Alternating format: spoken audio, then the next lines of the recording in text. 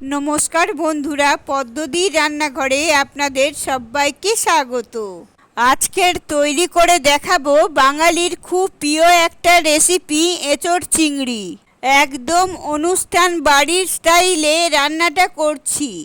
আশা করছি আপনাদের খুব ভালো লাগবে। তো ভালো লাগলে একটা লাইক করবেন আর চ্যানেলটিকে সাবস্ক্রাইব করবেন। এঁচোড় চিংড়ি তৈরি করার জন্য এখানে আমি 1 কেজি এঁচোড় নিয়েছি। এঁচোড়ের মাঝখানে শিরাটা বাদ দিয়ে বড় বড় সাইজ করে কেটে নিয়েছি। আর দুটো বড় সাইজের আলু একটু ডুমো করে কেটে রাখা আছে। আর আমাদের লাগছে 300 গ্রাম চিংড়ি মাছ। এখানে মাঝারি সাইজের চিংড়ি মাছ ভালো করে ধুয়ে পরিষ্কার করে একটু নুন আর হলুদ দিয়ে মাখিয়ে রেখেছি। একটা মশলার পেস্ট তৈরি করব, তার জন্য এখানে নিয়ে নিলাম একটা বড় সাইজের টমেটো। দিয়ে দিচ্ছি 1.5 ইঞ্চি আদার টুকরো।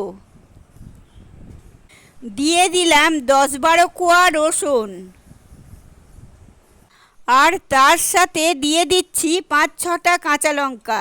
ঝালটা অবশ্যই আপনারা আপনাদের টেস্ট অনুযায়ী দিয়ে দেবেন। একটুখানি জল দিয়ে একদম ফাইন একটা পেস্ট আমি তৈরি করে নিয়েছি। আর একটা মশলার পেস্ট আমাদের তৈরি করতে হবে। সব গুঁড়ো মশলাগুলোকে একসাথে একটুখানি জলের মধ্যে গুলিয়ে রাখবো। তার জন্য এখানে নিয়ে নিলাম 1 স্পুন কাশ্মীরি লঙ্কার গুঁড়ো, 1 স্পুন হলুদ গুঁড়ো, দিয়ে দিচ্ছি 1 স্পুন ঝাল লঙ্কার গুঁড়ো, আর দিয়ে দিচ্ছি 1 স্পুন জিরের গুঁড়ো। এরই সাথে দিয়ে দিচ্ছি বড় চামচের 1.5 চামচ চিনি। আর দিয়ে দিচ্ছি বড় চামচের 1.5 চামচ নুন। একটু জল দিয়ে সব মশলাগুলোকে একসাথে গুলিয়ে এক সাইড করে রেখে দেব। এই রকমভাবে গুঁড়ো মশলাগুলোকে একটুখানি জলের মধ্যে গুলিয়ে নিলে মশলাগুলো একটু ভিজে ফুলে উঠবে, আর তাতে কিন্তু একটা বাটা মশলার এফেক্ট আসে। কালারটাও যেমন সুন্দর হয়, খেতে কিন্তু খুবই টেস্টি হয়। তো মশলাগুলোকে জলের মধ্যে গুলিয়ে নিয়ে আমি এক সাইড করে রেখে দিয়েছি। এবার চলে এসেছি মূল রান্নায়। রান্নাটা করার জন্য পরিমাণ মতো তেল গরম করে নিয়েছি। আর প্রথমেই আলুগুলোকে একটু লালচে করে ভেজে নেব নুন হলুদ ছাড়াই।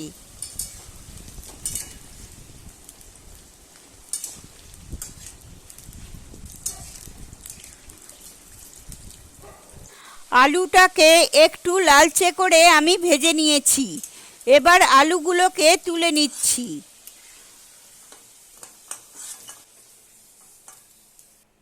এবার ওই তেলের মধ্যে কেটে রাখা এঁচোড়গুলো দিয়ে দিচ্ছি। গ্যাসের ফ্লেমটা মিডিয়ামে রেখে এঁচোড়গুলোকে নাড়িয়ে চাড়িয়ে ভালোভাবে লাল লাল করে ভেজে নিতে হবে, যতক্ষণ না পর্যন্ত এঁচোড়টা একটু নরম হয়ে আসছে। এঁচোড়গুলোকে আমি প্রায় 5 থেকে 6 মিনিটের মতো লাল লাল করে ভেজে নিয়েছি। দেখুন এঁচোড়টা কতটা নরম হয়ে গেছে। এবার আমি এঁচোড়গুলোকে তুলে নিচ্ছি।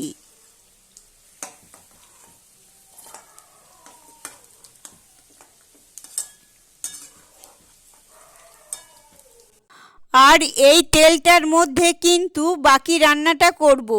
প্রথমেই আমি একটু তেলটা বেশি করেই দিয়েছিলাম। তো এই তেলটার মধ্যে চিংড়ি মাছগুলো দিয়ে একটু হালকা করে ভেজে নিচ্ছি। চিংড়ি মাছ কিন্তু খুব বেশিক্ষণ ভাজবো না। খুব বেশি ভাজলে চিংড়ি মাছ আবার একটু শক্ত হয়ে যায়। তো উল্টে পাল্টে মোটামুটি 2-3 মিনিট আমি ভেজে নিয়েছি। তো চিংড়ি মাছ ভাজা হয়ে গেছে। এবার আমি তুলে নিচ্ছি।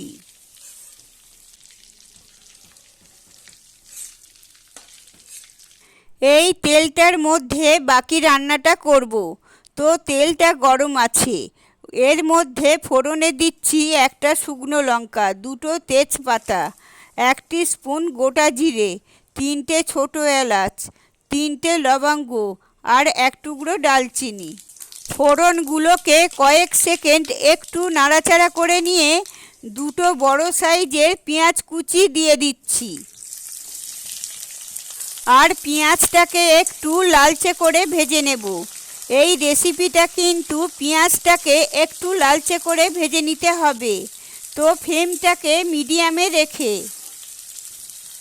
মোটামুটি 4-5 মিনিট আমি পেঁয়াজটা ভেজেছি, বেশ একটু লালচে হয়ে গেছে।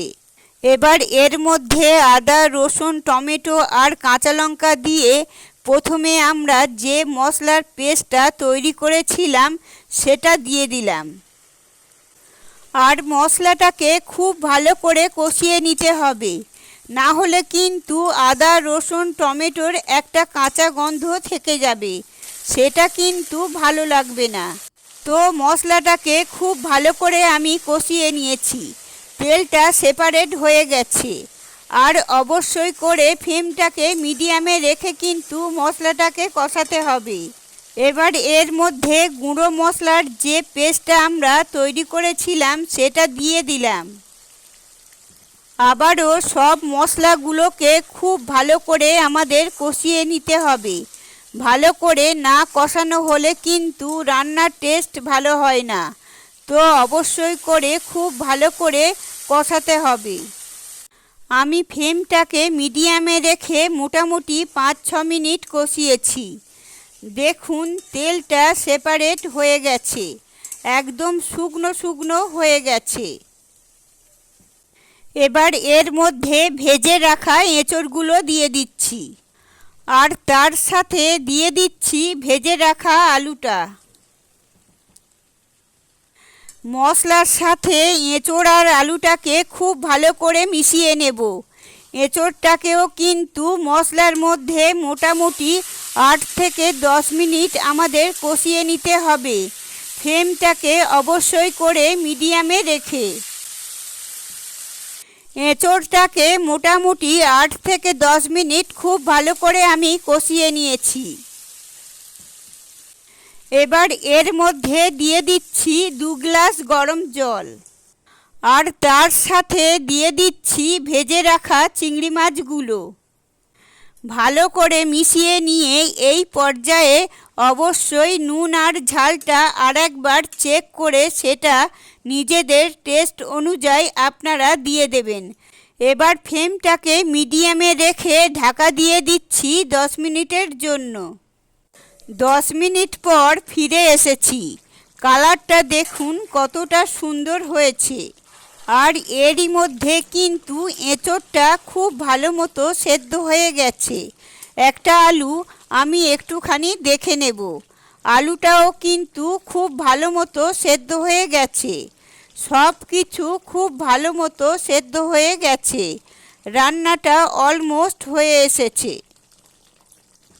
নামানোর আগে দিয়ে দিচ্ছি 1/2 টিস্পুন শাহি গরম মশলার গুঁড়ো, আর দিয়ে দিচ্ছি 1 চামচ ঘি। ঘি আর গরম মশলাটাকে দিয়ে খুব ভালো করে মিশিয়ে নেব। এবার গ্যাসের ফ্লেমটাকে অফ করে ঢাকা দিয়ে 5 মিনিটের জন্য রেখে দেব স্ট্যান্ডিং টাইমে। তারপর পরিবেশন করব। তাহলে কিন্তু তৈরি হয়ে গেল খুবই সুস্বাদু একটা রেসিপি, এঁচড় চিংড়ি। অবশ্যই বাড়িতে একবার আপনারা এই রেসিপিটা ট্রাই করবেন। আশা করব আপনাদেরও খুব ভালো লাগবে। ভালো লাগলে একটা লাইক করবেন, আর চ্যানেলটিকে সাবস্ক্রাইব করে দেবেন। পাশে থাকা বেল আইকনটি প্রেস করে দেবেন, কারণ আমি যখনই নতুন কোনো রেসিপি আপলোড করব সবার আগে আপনাদের কাছে পৌঁছে যাবে। আপনারা সবাই ভালো থাকবেন, সুস্থ থাকবেন। ধন্যবাদ।